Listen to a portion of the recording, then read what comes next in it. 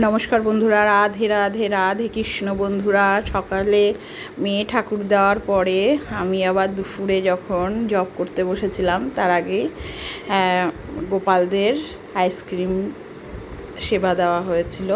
তো সেই সেবা দেওয়ার পর সময় আমি ফটোটা তুলেছি। তো সবাই ঠাকুর দর্শন করো। এবার দেখো আইসক্রিম খাচ্ছে। এরপরে আমি রান্নাঘরে চলে গেছি।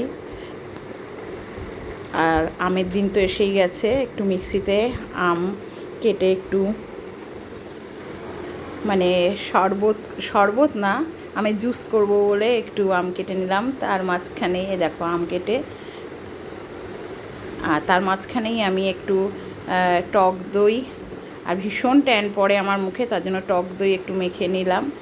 আর তারপরে আমি মাংসটা রান্না শেষ করে এবার আমি বিকেলের দিকে সেই আমটা ফ্রিজ থেকে নামিয়ে একটু আমের জুস টাইপের তৈরি করলাম। যাই হোক, আমটাকে আমি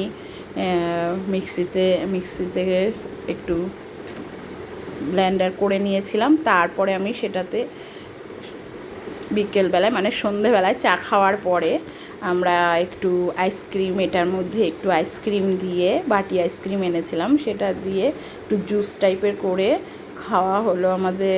মানে আমরা সবাই মিলে খেলাম। ননদ এসেছিলো, ননদের মেয়ে, আমি। মেয়ের খুব ঠান্ডা লেগেছে, মেয়ে খায়নি। তো যাই হোক, তো আমরা এটা খুব এনজয় করে খেলাম সন্ধেবেলায়।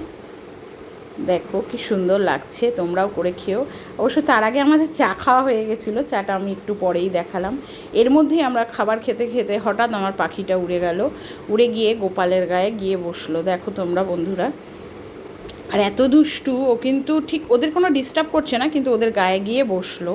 ওখানে সবসময়ই যেতে চায়, আজকে যে উড়ে গিয়ে বসবে সেটা বুঝতে পারি না। আর বুঝে ও একটা কি গিল্টি ফিল করছে যে আমি কোথায় এসে বসলাম, এবার তো মা আমাকে বকবে। এইবার আমার ননদ এসেছিল, ও ওকে বলল চলে এসো চলে এসো, কী সুন্দর হাতে নেমে চলে আসলো। বুঝলো যে ওদেরকে ডিস্টার্ব করা উচিত না। দেখো বন্ধুরা, দেখেছো? এখানেই আমি আমার লাইভ শেষ করছি।